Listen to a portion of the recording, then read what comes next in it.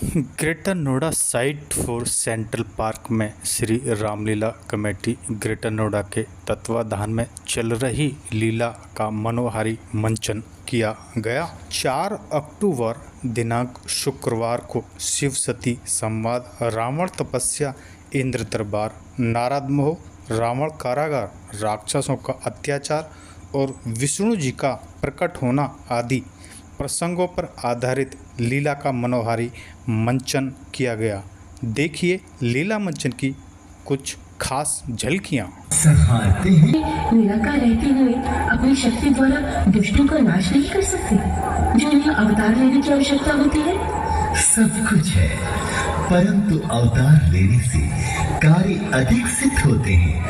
एक तो भक्तों को साक्षात दर्शन हो जाते हैं, दूसरे अन्याय अपने पाप कर्म का फल पाते हैं। इसके अतिरिक्त भगवान जब आते हैं तो ऐसी मर्यादा बना जाते हैं। भगवान के अनेक अवतार हो चुके हैं, जैसे नरसिंह, वामन, राम, कृष्ण इत्यादि। तो नाथ, मुझे रामावतार की लीला सुनाइए। हे पार्वती, श्री राम जी की लीला सुनो, जो देवताओं को हित करने वाली और राक्षसों को मोहित करने वाली है। राम कथा हाथ की सुंदर ताली है, जो संदेह रूपी पक्षी को उड़ा देती है।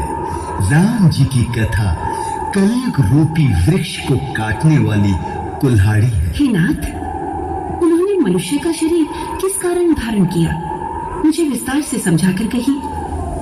हे पार्वती, जब जब धर्म की हानि होती है और नीच अभिमानी असुर बढ़ जाते हैं और वे ऐसी अनीति करते हैं जो कहीं नहीं जा सकती, गौ, ब्राह्मण, पृथ्वी ये सब दुखी हो जाते हैं, तब कृपा निधान श्री हरि अनेक प्रकार से शरीर धारण कर भक्तों के क्लेशों को दूर करते हैं।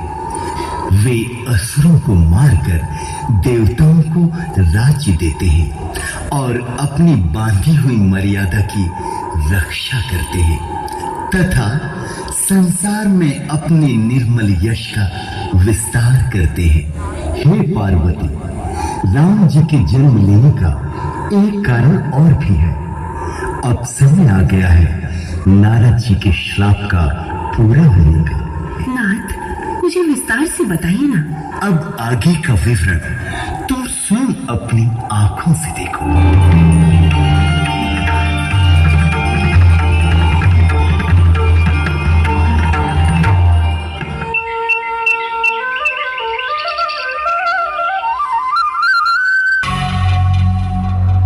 ब्रह्मदेव, आपकी आराधना करते करते मैं अब तक 9 बार अपना शीश काट कर अग्नि को समर्पित कर चुका हूँ।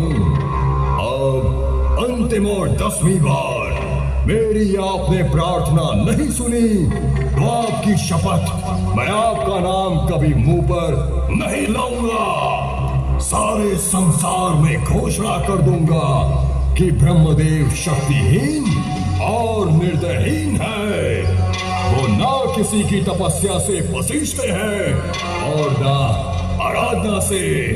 उनका बल अब समाप्त हो चुका है। सुन रहे हो ब्रह्मदेव? सुगंधा, अपना खड़ग लाओ। रावण भैया, भय खाने से पहले तूने अपने प्राण क्यों नहीं त्याग दिए? जा, चली जा यहाँ से, मुझे तेरी आवश्यकता नहीं। ऐसा ना कहो भैया, मैं मृत्यु के क्षणों तक यहाँ से नहीं हटूंगी। अब ब्रह्मदेव को आपको वरदान देने के लिए आना ही पड़ेगा। ये लो भैया।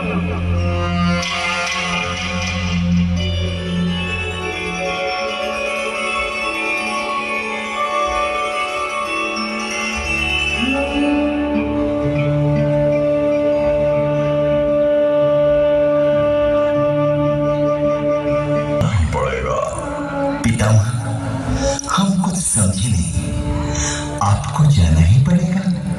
कहाँ जाना पड़ेगा? कुछ दिनों से रावण और उसके भाई कुंभकर्ण तथा विभीषण तप कर रहे हैं और वो मेरा आह्वान कर रहे हैं। रावण अपना शीश काट काट कर मेरा आह्वान कर रहा है। तो इसमें चिंतित होने की क्या बात है? आपकी तपस्या तो सभी करते हैं। हाँ, करते हैं, लेकिन मैं चिंतित रावण से नहीं, कुंभकर्ण से हूँ, क्योंकि इस बार वो जो वरदान मांगना चाहता है उससे पृथ्वी पर कोई भी प्राणी जीवित नहीं रह पाएगा। वो दुष्ट नित्य आहार करेगा तो सारा संसार ही उजाड़ हो जाएगा। आखिर वो ऐसा क्या वरदान मांगने वाला है? वो चाहता है कि वो एक दिन सोए और 6 महीने जागता रहे। तब तो वो सबको खा जाएगा। हाँ, मैं भी इसी बात से चिंतित हूँ। गुरु बृहस्पति देव, आप ही कोई उपाय सुझाइए। मेरे विचार से इसका एक सुझाव यह है कि देवी सरस्वती कुंभकर्ण के कंठ में जाकर बैठ जाएं और उसकी बुद्धि फेर दें। कुंभकर्ण यह वरदान मांग ले कि वह एक दिन जागे और 6 माह तक सोता रहे। हाँ, ये अति उत्तम होगा। हे माँ सरस्वती, अब आप भी कुछ कीजिए। हे देवी, आप जाकर कुंभकर्ण की बुद्धि फेर दीजिए, जिससे वो ये वरदान मांगे कि एक दिन जागे और 6 महीने तक सोता रहे। जैसी आज्ञा ब्रह्मदेव।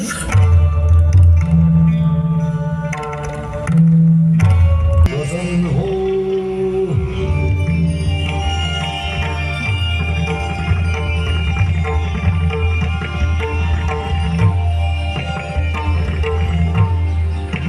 प्रणाम ब्रह्मदेव, आयुष्मान भव। ब्रह्मदेव, इतनी लंबी प्रतीक्षा क्यों करवाई आपने? इसका प्रयोजन? तुम्हारे समर्पण और बलिदान के कारण अब तुम दशानन कहलाओगे। तुम्हारे एक मस्तक पर 10 मस्तकों के बराबर बुद्धि और बल रहेगा। तुम जब चाहो 10 सिर वाले बन सकते हो और जब चाहो 1 सिर वाले। अब वरदान मांगो। ब्रह्मदेव, यदि आप मुझ पर प्रसन्न हैं तो वरदान दीजिए, मैं सदा सदा के लिए अमर हो जाऊं।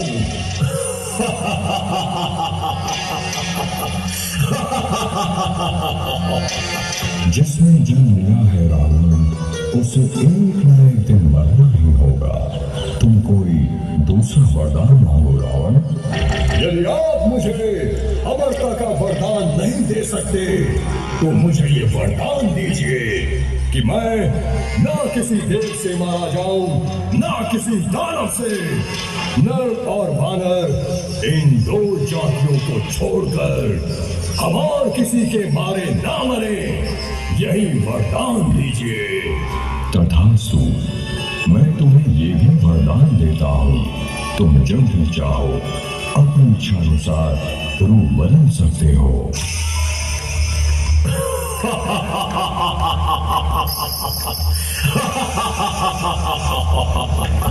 धन्य हो ब्रह्मदेव, आपने मेरी सारी प्रतीक्षा और सारी तपस्या सफल कर दी। अब मैं अपनी माता और माता की आज्ञा के अनुरूप तीनों लोकों में राक्षस जाति की विजय पताका फहराऊंगा।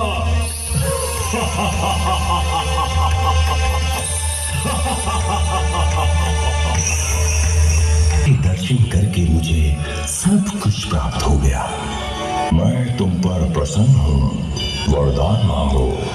यदि आप देना ही चाहते हैं तो ये वरदान दीजिए कि मेरी बुद्धि सदा धर्म और न्याय में लगी रहे, मेरे द्वारा किसी को क्षति न पहुंचे।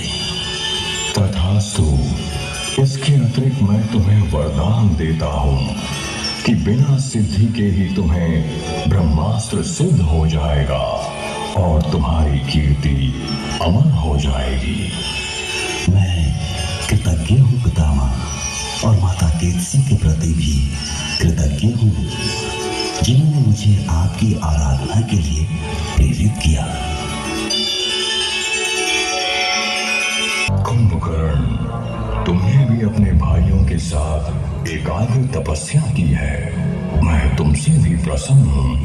वरदान मांगो। भूखा प्यासा रहकर तपस्या करते करते बहुत ऊब गया हूँ ब्रह्मदेव। मुझे लगता है संसार का सबसे बड़ा सुख नींद में है। मुझे निद्रासन दीजिए प्रभु। मैं एक दिन जागूं और 6 महीने सोता रहूं। तथास्तु।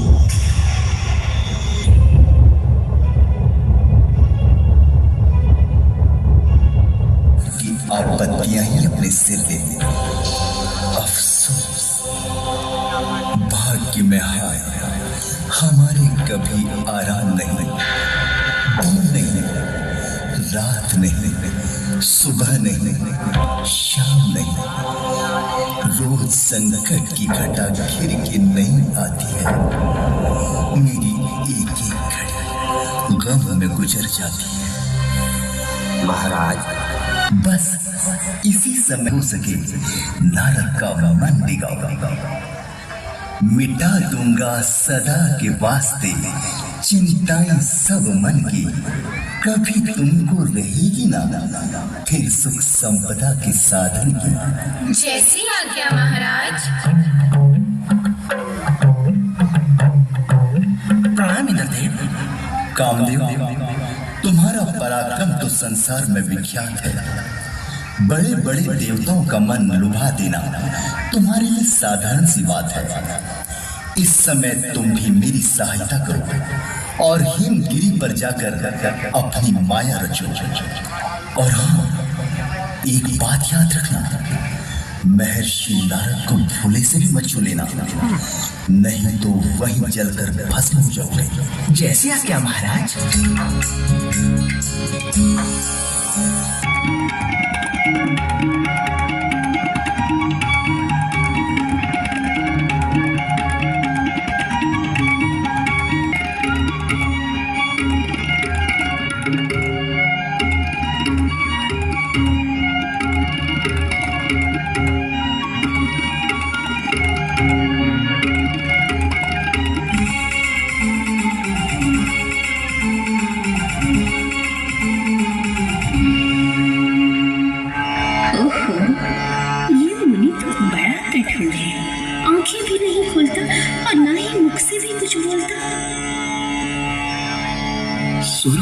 इंद्र की आज्ञा अनुसार स्वर्ग की अप्सराएं भी अपना अपना पराक्रम दिखा चुकी, परंतु नारद जी की समाधि न भंग कर सकी।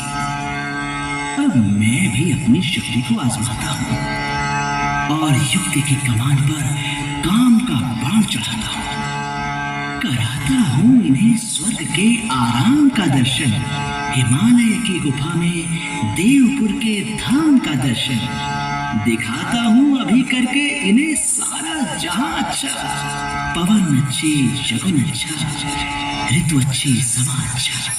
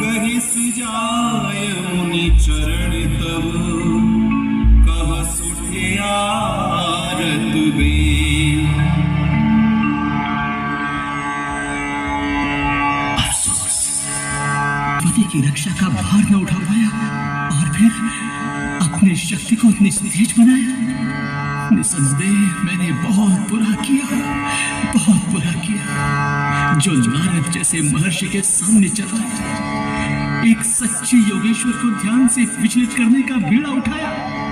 अब यदि ऋषिराज कोप कर जाएंगे तो जन्म जन्मांतरों के बदले उतर जाएंगे।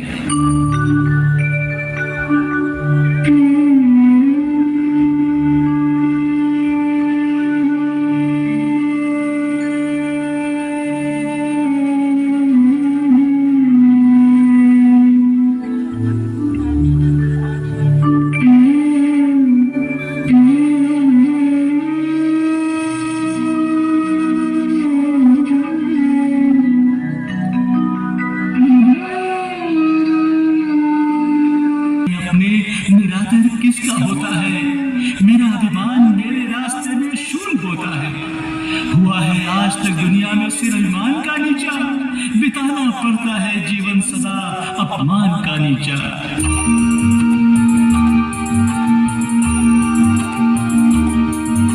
कहो क्या बात है? किस अपराध की क्षमा मांग रहे हो? तुम्हें किस दोष ने अपमानित किया है? आज ने रंभा आदि अप्सराओं को मेरे सहित आज्ञा दी कि यदि नारद की समाधि में विघ्न आए तो मेरा व्याकुल मन चैन पाए। हे नाथ, स्वामी की आज्ञा पाकर अप्सराओं सहित हिमगिरी पर आया और हर प्रकार से अपनी शक्ति को आजमाया, परंतु आपको अपने ध्यान में अटल पाया। हे महर्षि, सेवक से ये अपराध हुआ है, क्षमा कीजिए, क्षमा कीजिए, क्षमा कीजिए। किया अभिमान जो मैंने, ये फल उसका ही पाया है। क्षमा कीजिए महर्षि, अब शीश चरणों में झुकाया है।